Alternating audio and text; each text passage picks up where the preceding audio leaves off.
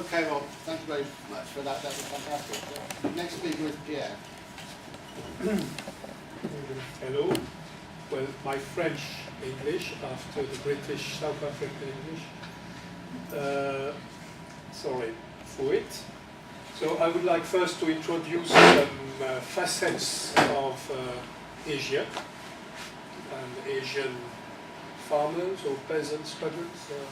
I don't know what is either scientific or politically correct word to use in England about farmers or peasants. As a way to introduce Maria, by the way. And I would like to address also the issue of the relevance of these struggles for us, including in the North, because I think these struggles have a lot of relevance.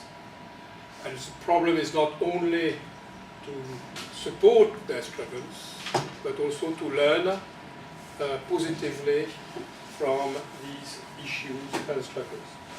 So first, a sort of very partial and quick survey of the variety of content of the struggles against land grabbing and the variety of enemies when we speak of these peasant struggles or farmer struggles in Asia.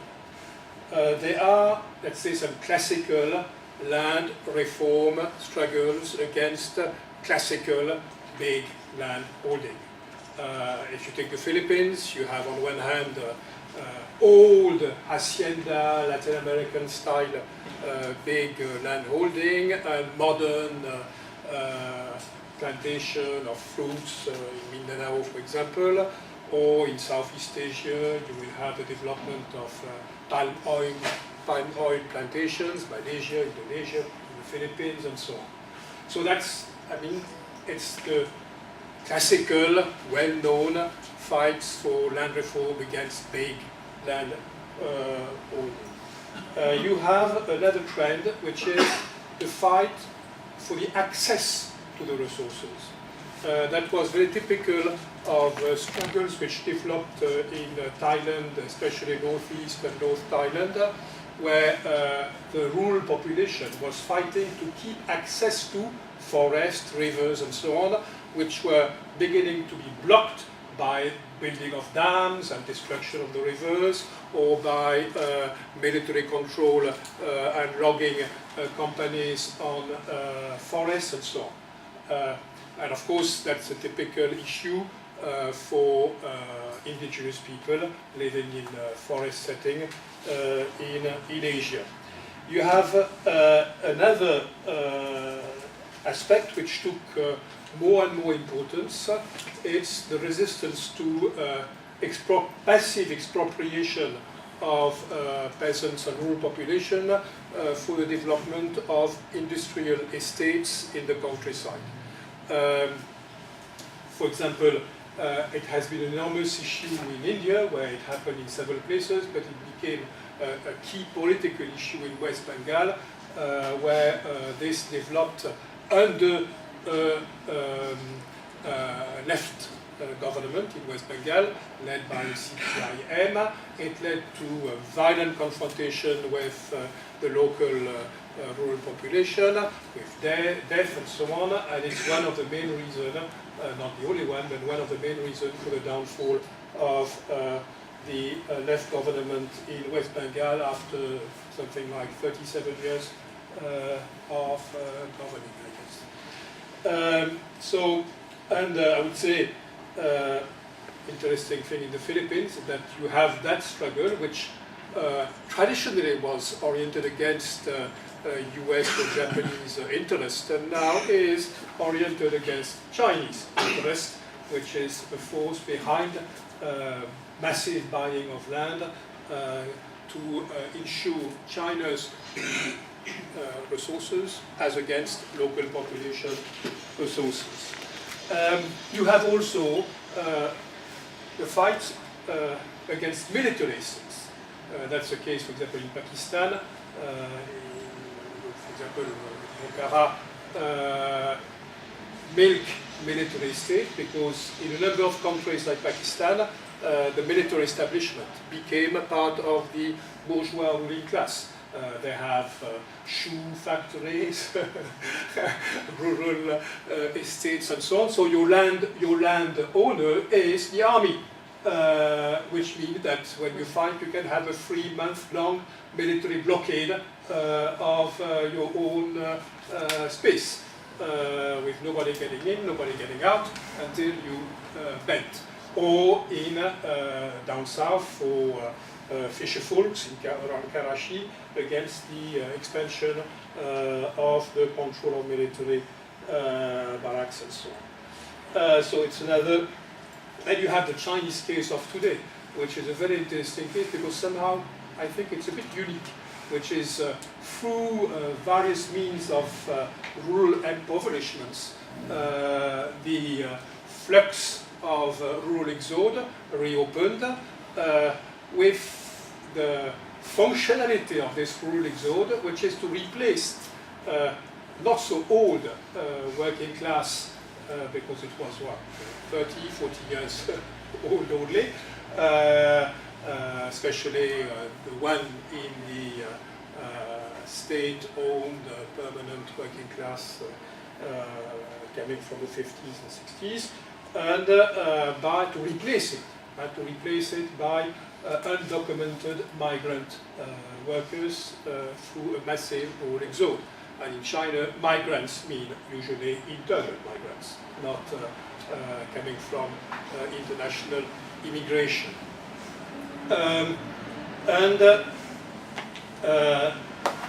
And free trade, of course, huh? And free trade as a very efficient means to destroy local peasantries. And in Asia, for example, we had a very important fight in South Korea with the US South Korea free trade agreements, and in Japan you have a big fight on the participation of Japan to the negotiation on the Pacific Zone free trade agreements. Japan is a developed country, so we'll come back on that, but another means through which you have expropriation of the peasantry and disaggregation of the social fabrics. So many facets of that fight against land grabbing and to save the base of food sovereignty, which is in peasant agriculture, as opposed to the dominant agro-industry logic, which Brasilia already spoke of. So it's not just a peasant issue, it's not just a peasant concern. For example, now in Bangladesh, you have a big caravan which is organized by Via Campesina organization in Bangladesh. It starts November 15 to December 4, I think, which combines the fight for land and the fight on the climate change issue. So I think that's a very interesting aspect, because the climate change is, of course, an issue of concern for everybody, like, of course, food is a concern for everybody. We see it's not just an issue relevant for the directly concerned peasants. But if we dig a little bit, what I find very interesting here about the climate change issue is that it goes one step further in terms of the nature of mobilization on the issue. It was before networks, campaigns. With Copenhagen, you had one big step forward, massive mobilizations for the first time. But in the case of Via Campesina mobilization on climate change issue, you have the producers mobilizing themselves to transform in both a social and ecological dynamic their own way of producing.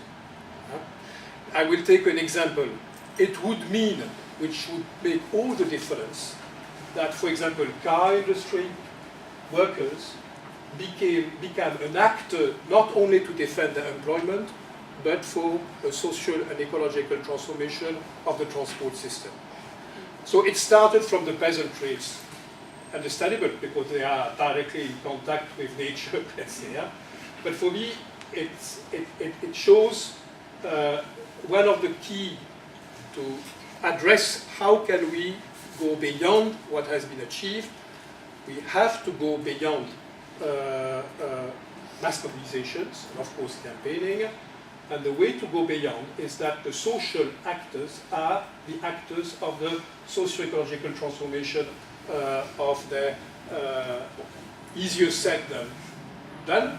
But the problem is that it's not in the culture, neither in the culture of the environmental groups about the social issues, nor in the culture of the trade unions and the ecological issues. And the peasant example, I think, is very interesting on that. Now, there is also,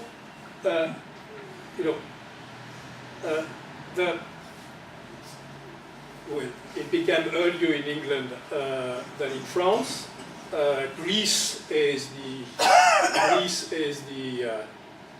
massive example today, how even in Europe the social fabric can be torn apart. That's very new. We never lived that since Second World War.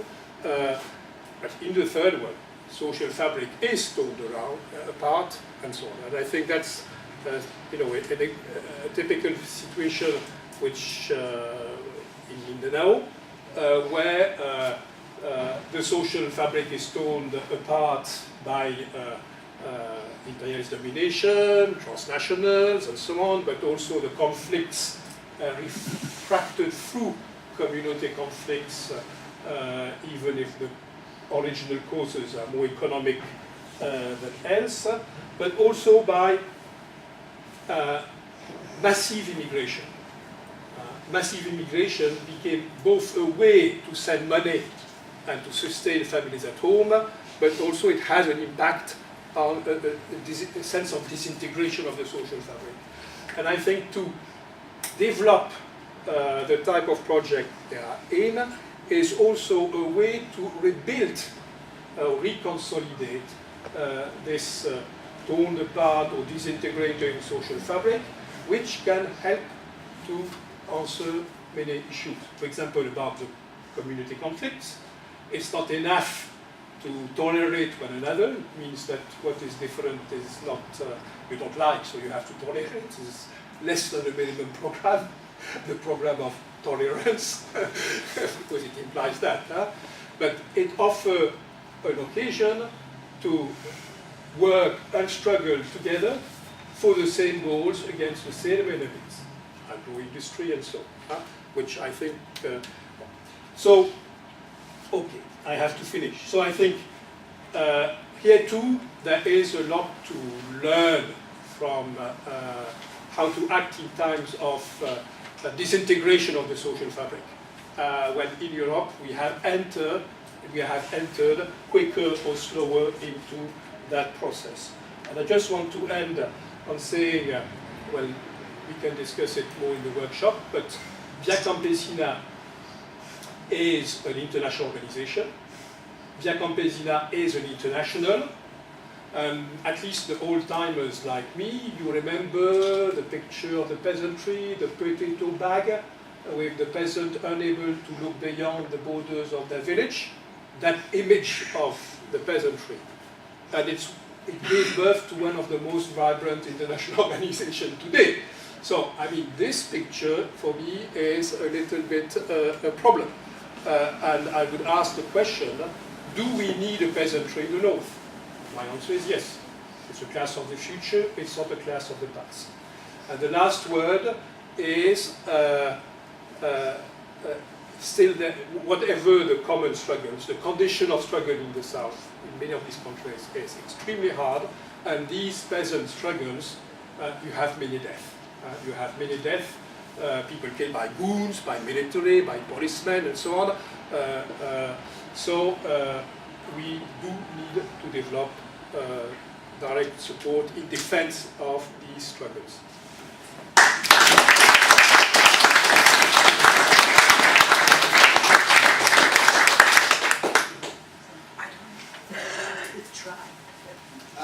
Okay, well, we'll go on to Maria. I think she's going to have to sort out her PowerPoint presentation for just a couple of minutes in a minute. But for those that have come in since the start, I said earlier that we're particularly pleased to have Maria from Mindanao in the Philippines. Not only because Maria is an activist on land rights and agriculture and food sovereignty and all that kind of thing, but also because Maria has been a long-time activist, a long-time political activist, fighting against oppressive regimes in the Philippines, where this has resulted in the province of Mindanao being liberated from that, and in which Maria is part of a movement that's able to test out these ideas actually in practice in areas that they control themselves, which is a rather unique situation for a left-wing movement to be in control of territory and to be able to do that, which I think makes it particularly interesting the way that they've approached it, to keep out the multinationals, stop the logging, and develop on an environmentally sustainable basis. So just again, it's a bit more introduction to Maria. Thank you for a very long introduction.